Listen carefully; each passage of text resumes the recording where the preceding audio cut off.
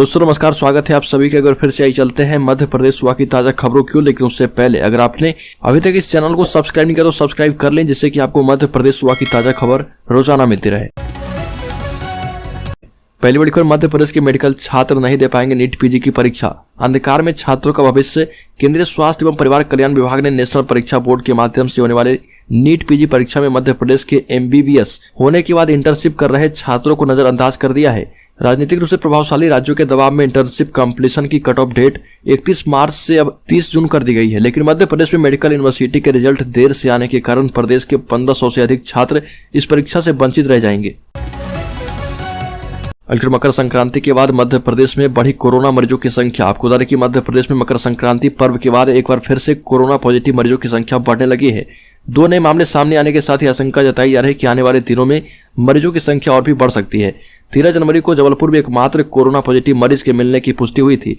52 में से 51 जिले कोरोना मुक्त होने के बाद एक बार फिर मध्य प्रदेश में कोरोना की दस्तक से हड़कंप मच गया है। इंदौर और भोपाल में कोरोना के 2 मामले उजागर हुए हैं। संक्रमण की पुष्टि होने के बाद मध्य प्रदेश में कोरोना मुक्त जिलों की संख्या घट गई। मध्य प्रदेश के जबलपुर में आदिवासी बालिका का अपहरण कर गैंगरेप। मध्य प्रदेश के जबलपुर स्थित सरगावा क्षेत्र में एक सनसनीखेज घटनाक्रम सामने आया। आदिवासी बालिका का उस वक्त अपहरण कर लिया गया जब वह अपनी मौसी के घर जा रही थी। मोटरसाइकिल पर सवार दोनों युवक ने जंगल में ले जाकर बालिका के साथ गैंगरेप किया। जानकारी के मुताबिक पंचम यादव एवं ब्रजेश ठाकुर ने धमकी देते हुए आदिवासी बालिका के साथ रेप किया।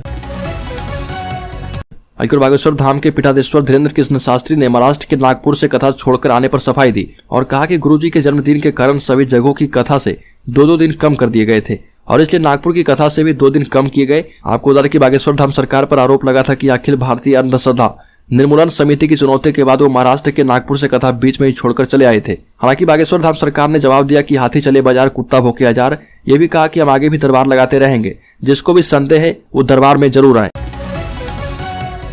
मध्य प्रदेश की सियासत में एक पंचांग की भविष्यवाणी ने सियासी सरगर्मी बढ़ा दी है। इस पंचांग की भविष्यवाणी से विपक्षी पार्टी कांग्रेस जहां गदगद नजर आ रही और भविष्यवाणी के सारे 2023 के विधानसभा चुनाव में सत्ता की कुर्सी पर आसीन होने को लेकर आश्वस्त नजर आ रही, वहीं कांग्रेस के इस कॉन्फिडेंस पर भाजपा तंज कसती नजर आ रही और कह रही कि कैलेंडर की तरह कांग्रेस को विधानसभा चुनाव के नतीजों के बाद जनता खूंटी टांग देगी। राज्य में राजनीतिक सरगर्मियां जोरों पर है और बीजेपी के एक नेता ने पूर्व मुख्यमंत्री कमलनाथ को चुनौती दी है। पूर्व मंत्री गौरीशंकर बिसेन ने छिंदवाड़ा से लोकसभा के चुनाव लड़ने की दावेदारी ठोक दी है। बीजेपी नेता ने कहा कि मौका मिला 100% निकालूंगा छिंदवाड़ा की सीट। गौरीशंकर बिसेन ने कहा कि अगर कमलनाथ के चेहरे पर कांग्रेस चुनाव लड़ती है तो भाजपा को बड़ा फायदा होगा। उज्जैन में खुली जेल के निर्माण का रास्ता हुआ साफ। उज्जैन के भैरवगढ़ स्थित केंद्रीय जेल के अधीन खुली जेल खोलने का रास्ता साफ हो गया है। बजट की स्वीकृति भी मिल चुकी है। आने वाले दिनों में भूमि पूजन के बाद काम शुरू हो जाएगा। उज्जैन में खुली जेल खोलने का प्रस्ताव पिछले कई दिनों से मध्य प्रदेश सरकार के पास लटका हुआ था। कैबिनेट मंत्री डॉक्टर मोहन यादव ने इस प्रस्ताव को जेल विभाग से स्वीकृति दिलवाई और बजट भी जमा करवा दिया। खुली जेल में उज्जैन के अच्छे रिकॉर्ड वाले कैदियों को रखा जाएगा। खुली जेल के लिए जेल प्रशासन पिछले कई वर्षों से प्रयास कर रहा था। 2 राज्यों के बीच पानी से जुड़े विवाद को रोकने के लिए सेंट्रल वाटर कमीशन ने नर्मदा नदी की विभिन्न लोकेशन पर 48 वाटर सेटिंग और वेलोसिटी सेंसर की रिपोर्ट देने के लिए real time data acquisition system लगाए हैं। दरअसल राजस्थान और गुजरात में नर्मदा का पानी जाता है। कई बार पानी रोकने या ज्यादा पानी छोड़ने को लेकर विवाद की स्थिति बनती है और इस सिस्टम के लग जाने से यह स्पष्टता रहेगी कि नदी से कितना पानी छोड़ा गया। बीजेपी अनुसूचित जाति जनजाति के 1.5 करोड़ युवाओं को व्यापार और व्यवसाय में फायदा देकर बड़ा चुनावी दांव खेलने जा रही है।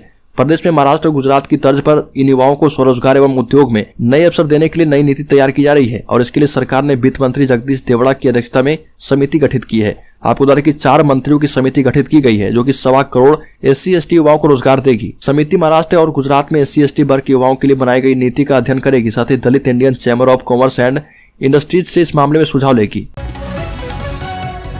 उज्जैन में ABVP के सम्मेलन में 85,000 विद्यार्थी शामिल होंगे। उज्जैन में अखिल भारतीय विद्यार्थी परिषद की स्थापना के 75वें वर्ष में प्रवेश होने पर देश भर में विद्यार्थी परिषद के बड़े छात्र सम्मेलन आयोजित हो रहे हैं। परिषद के मालवा प्रांत के 17 जिलों में 17 से 31 जनवरी तक होने वाले छात्र सम्मेलन में करीब 85,000 विद्यार्थी शामिल होंगे। अखिल भारतीय विद्यार्थी परिषद के प्रांत सह मंत्री ऋतिक नागर ने बताया कि उज्जैन विभाग के 3 जिले उज्जैन महानगर, उज्जैन ग्रामीण और आगरा मालवा में छात्र सम्मेलन होगा। इस दौरान करीब 13,000 से अधिक छात्र सम्मेलन में सहभागिता करेंगे। रामप्रीत गुर्जर के भाषण ने अब तूल पकड़ लिया है। दतिया जिले में इसको लेकर क्षत्रिय समाज ने दतिया SP ऑफिस पहुंचकर जमकर नारेबाजी की और रामप्रीत गुर्जर पर मामला दर्ज कराने के लिए ज्ञापन सौंपा है। इस पर SP अमन सिंह राठौड़ ने कार्रवाई करने का आश्वासन दिया है। विक्रम बाबा बुंदेला ने बताया कि ग्वालियर निवासी रामप्रीत गुर्जर ने भाषणबाजी करते हुए एक वीडियो वायरल किया जो व्हाट्सएप फेसबुक पर चल रहा, जिसमें उसके द्वारा राजपूत समाज के लिए अपशब्द और हमारे पूर्वजों के बारे में अपशब्दों का प्रयोग किया गया और क्षत्रिय वीर शिरोमणि महाराणा प्रताप जी को देशद्रोही और अंग्रेजों का मददगार कहा गया। अंकर बैतूल में रेत संकट पर कांग्रेस की चेतावनी, महंगी रेत नहीं बिकने देगी पार्टी। पिछले लंबे समय से रेत के जरिए जिले की जनता का तेल निकालने का काम अब बंद कराया जाएगा। जिला कांग्रेस कमेटी अध्यक्ष सुनील शर्मा ने प्रशासन को चेतावनी देते हुए कहा कि भाजपा की गलत नीतियों के चलते जिले की जनता को जो महंगी रेत बेचने का गोरख धंधा चलाया जा रहा, उसे बंद नहीं किया गया तो कांग्रेस को पुरजोर विरोध करने पर मजबूर होना पड़ेगा। शर्मा ने कहा कि वर्तमान में पूरे जिले में भाजपा सरकार और शासन की गलत नीतियों के कारण रेत के बढ़े हुए दामों का दुष्प्रभाव बैतूल की भोली वाली जनता पर पड़ रहा। अंकुर सागर जिले में भारतीय जनता पार्टी से निष्कासित नेता राजकुमार सिंह धनोरा पर पार्टी के लेटर पैड का दुरुपयोग करने का आरोप लगाया गया। भाजपा किसान मोर्चा के जिला अध्यक्ष नीरज सिंह ठाकुर ने मामले की शिकायत सिविल लाइन थाने में की।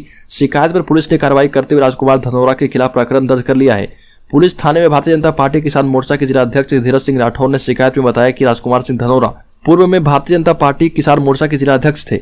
हालांकि पार्टी से निष्कासित होने के बाद भी राजकुमार सिंह धनोरा भाजपा किसान मोर्चा का लेटर पैड उपयोग कर रहे।